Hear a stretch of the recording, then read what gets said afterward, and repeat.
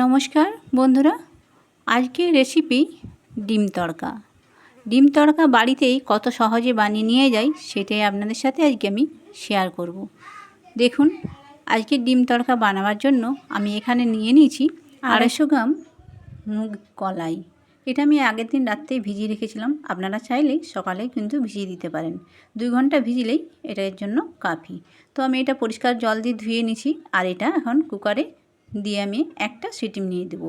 তো এটা বেশি সিটি দেওয়ার দরকার নেই, কারণ আমি এটা কাল রাত্রে ভিজিয়েছিলাম, সেই কারণে আমি একটাই সিটি মারবো। জ্বালিয়ে নিলাম গ্যাস আর কুকারটা বসিয়ে দিলাম। এখানে শুধু লবণ দিয়ে কিন্তু আমি এটা সেদ্ধ করব, আর হলুদ দেব না। হলুদ আমি যখন রান্না করব তখনই আপনাদেরকে ওখানেতেই হলুদ দেবো। তো দেখুন বন্ধুরা, আমি কিন্তু বেশি সিটি দিলাম না, একটা সিটি দিয়ে নামিয়ে নিয়েছি। তড়কা বানাবার জন্য এখানে কুচিয়ে নিয়েছি পেঁয়াজ, 2টো ডিম, আর পেঁয়াজটা একটু বেশি পরিমাণে লাগবে। আর এখানে নিয়েছি আদা রসুন, এটা আমি একটু পেস্ট করে নেব। আর এখানে 2টা মতো টমেটোটা চাইলে আপনারা ব্লেন্ড করে নিতে পারেন, আবার কেউ কেউ ছোটো ছোটো কুচিও করে নিতে পারেন। তো আমি বেশিরভাগ টমেটোটা কুচিয়েই সবসময় ইউজ করে থাকি। তো এটা আমি এখন ব্লেন্ড করে নিই। তো দেখুন, আর এটা ব্লেন্ড করার সময় আমাদের মাথায় রাখতে হবে এই তড়কাতে যেন ব্লেন্ডটা খুব বেশি না হয়, হালকা পরিমাণে একটু যেন দানা দানাভাবেই ব্লেন্ড হয়। তো সেই রকম হলেই কিন্তু এই তড়কাটা বেশি খেতে স্বাদ হয়। দিয়ে দিলাম কড়াতে তেল, আর এখানে দিয়ে দিলাম 2টো তেজপাতা, একটা গোটা লঙ্কা। ঝালটা আপনারা যে যেমন খান সেইভাবে ইউজ করবেন।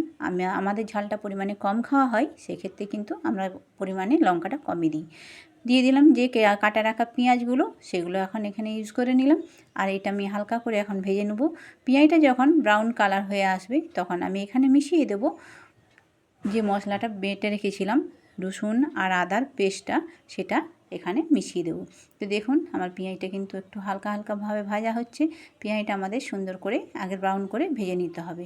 তো এখানে আমি প্রথমেই দিয়ে দিলাম টমেটো কুচিগুলো আপনারা চাইলে আরও ছোটো ছোটো করে কাটতে পারেন, এটা কোনো সমস্যা হবে না।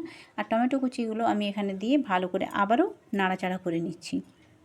আর এই ডিম তড়কা খুব সহজেই খুব তাড়াতাড়িতে এই রান্না করে ফেলা যায়।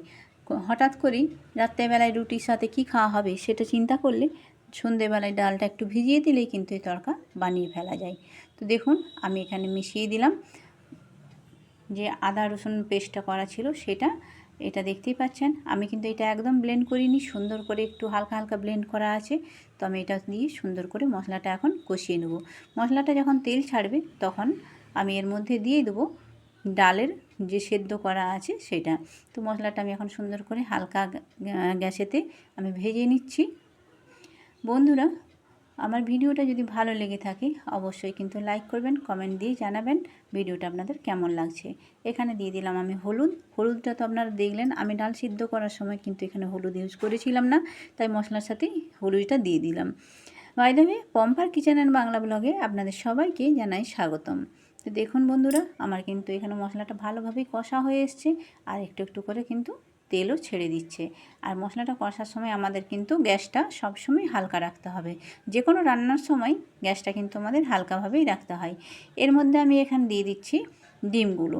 মশলাটা কষার পরে যখন মশলাটা কষা হয়ে যাবে, 2খানা ডিম যে আমি রেখেছিলাম সেটা আমি এখন এর মধ্যে ফাটিয়ে দিয়ে দেবো।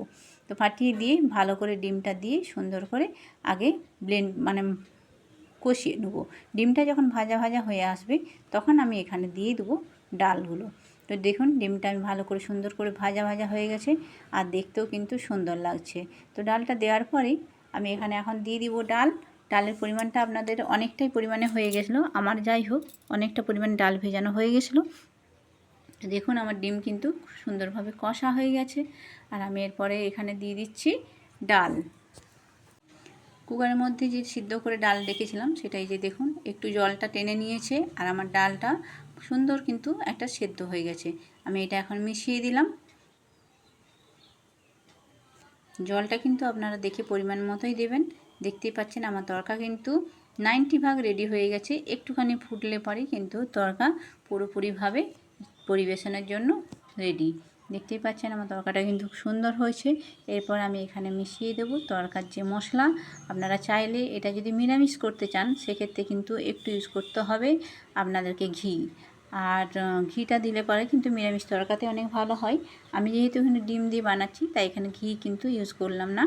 আর হ্যাঁ, পরিমাণ মতো নুনটা কিন্তু আপনারা মনে করে অবশ্যই দেবেন। আপনারা দেখলেন যে আমি এখানে দিয়ে দিচ্ছি। আর এখানে কালার করার জন্য এখানে ব্যবহার করব একটুখানি কাশ্মীরি লঙ্কার গুঁড়ো। কাশ্মীরি লঙ্কার গুঁড়োটা কিন্তু আপনারা চাইলে মশলা যখন কষছিলাম তো তখনই দিয়ে দেওয়া যেত। যাই হোক, আমি ওটা একটু মানে স্কিপ করে গেছি ওখানটা, তো সেই জন্য আমি পরেই দিলাম। কাশ্মীরি লঙ্কার গুঁড়োটা এমন কিছু ফ্যাক্টর নয়, ওটা কালার করার জন্য দেওয়া হয়েছে। তো দেখতে পাচ্ছেন এরপর কালারটা কিন্তু আমার একটা সুন্দর চলে এসেছে। আর আমি এখানে দিয়ে দিলাম এখন তরকার যে মশলাটা। তরকার মশলা আমার এক প্যাকেট কেনাই ছিল, তো সেটা আমি এখানে ইউজ করে ফেললাম। তো ইউজ করার ফলে আমার তরকাটা কিন্তু একদম পারফেক্টভাবে রেডি হয়ে গেছে। আপনারা দেখতেই পাচ্ছেন কত সুন্দর একটা মানে কালারও এসেছে, সাথে মানে স্মেলটাও কিন্তু খুবই সুন্দর উঠেছে। ডিম তরকা একদম রেডি, দেখতেই পাচ্ছেন বন্ধুরা। চলুন আজকের মতো ভিডিও এখানেই শেষ করলাম। সকলে ভালো থাকবেন, সুস্থ থাকবেন। আবার একটা নতুন ভিডিও নিয়ে কাল আসছি আমি পম্পা। আর সকলকেই জানাই অনেক অনেক ভালোবাসা, ধন্যবাদ। দেখুন আমার তরকা পুরোপুরি রেডি। আপনারা চাইলে কিন্তু এখন গরম গরম এইভাবে তরকা বানিয়ে ঘরের লোকদের মন জয় করতে পারেন।